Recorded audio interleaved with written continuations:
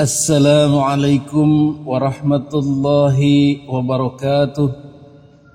Bismillah, alhamdulillah, wassalatu wassalamu ala rasulillah Muhammadin ibni Abdillah man tabi'ahu wa mawalah, amma ba'du. Hadirin para netizen yang dimuliakan Allah subhanahu wa ta'ala, pada kesempatan video kali ini kita akan membahas tentang Islam politik dan politik Islam. Jadi pemilihan kepala daerah pilkada tidak terlepas dari politik Islam dan Islam politik. Politik Islam didesain atau di-create oleh berbagai pemikir-pemikir Islam. Dan yang paling master adalah Nahdlatul Ulama. Bagaimana politik Islam ini membaur dengan NKRI. Bagaimana politik Islam ini membaur dengan budaya Nusantara.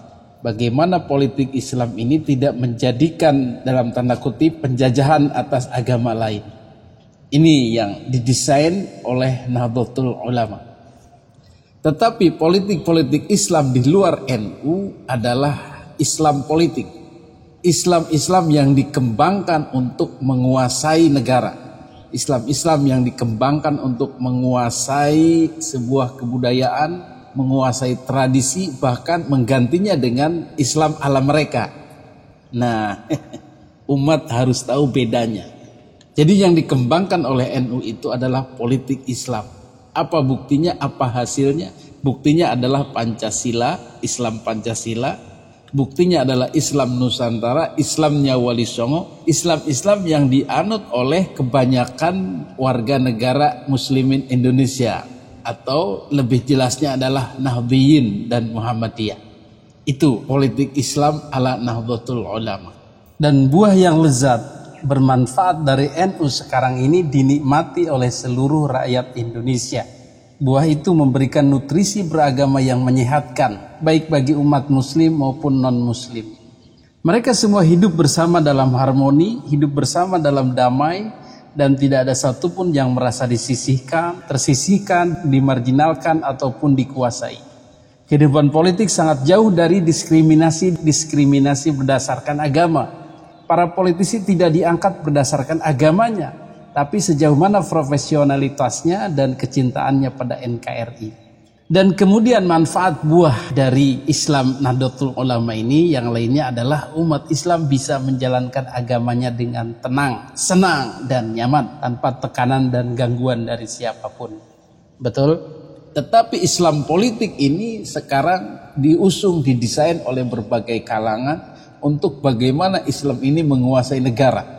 Bagaimana Islam ini menjadi satu-satunya sumber hukum dominan. Bagaimana Islam ini menghegemoni pemerintahan. Hadirin yang dimuliakan Allah subhanahu wa ta'ala, maka konstelasi atau positioning, penempatan politik Islam dan Islam politik ini sebenarnya menarik untuk dicermati. Dan kita harus hati-hati. Sebelumnya kita harus menentukan dulu mana yang harus kita bela, kita perjuangkan, politik Islam ala NU atau Islam politik ala luar NU. Nah, yang harus kita sorot adalah bahwa Islam politik ini diusung oleh Islam luar negeri, bukan Islam Nusantara, yaitu Islam Wahabi, Islam Ba'alwi, Islam Ikhwanul Muslimin, Islam HTI, dan Islam-Islam luar lainnya lah yang disebut Islam transnasional itu. Mereka menggunakan Islam politik, menggunakan Islam untuk menguasai Indonesia. Maka orang NU biasanya menyebutnya Islam Wahabi lah begitu. Tetapi isinya adalah Ikhwanul Muslimin, HTI, Wahabi Salafi, Jamaah Tabligh, Syiah, Ahmadiyah, dan lain sebagainya itu. Yang mereka masuk ke Indonesia dan dikembangkan, diperjuangkan untuk menguasai Indonesia.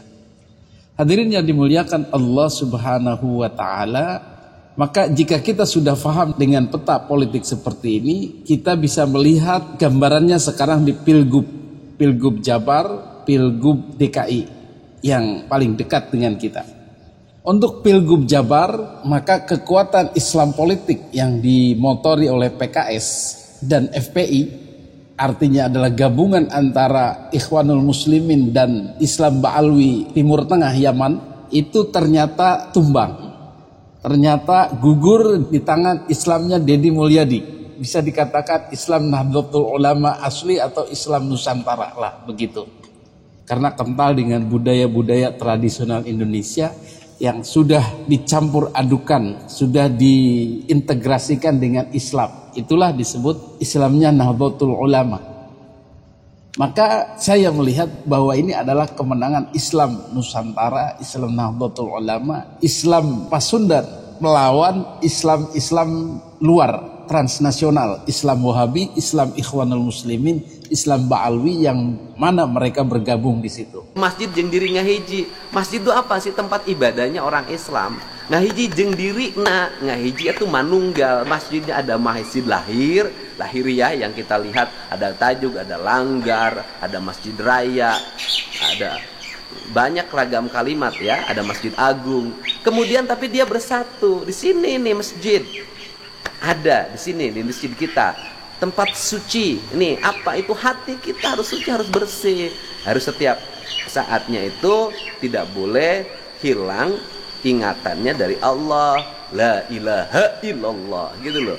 Masjid jeung diri ngahiji. Ilmu geus ayana semu. Ilmu itu sudah ada dalam perilaku hidup.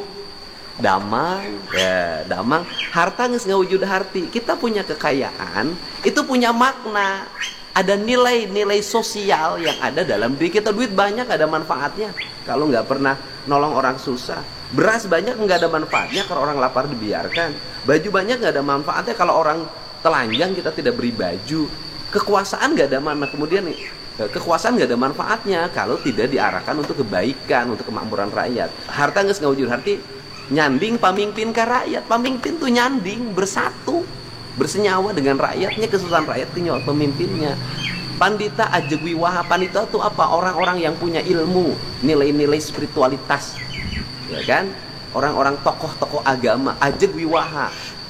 Dia punya kewibawaan. Kenapa dia punya kewibawaan? Karena ucap jeung lengkah sarua. Apa yang diucapkan dengan apa yang dilakukan itu sama. Ada kewibawaan, tauladan, uswatun hasanah kalau Kanjeng Nabi kan.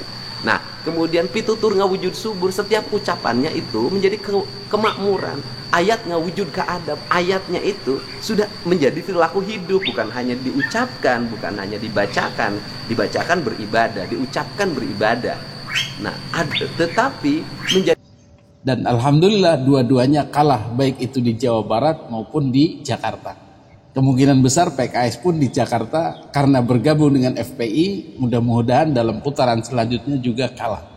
Untuk di Jawa Barat jelas-jelas sudah kalah, yang mana sebelumnya memang PKS dan FPI ini dan Ba'alwi ini gencar menghajar dalam tanda kutip Deddy Mulyadi dengan isu-isu agama, dengan isu-isu Deddy Mulyadi musyrik, dengan isu-isu tidak agamis, tidak syar'i dan lain sebagainya.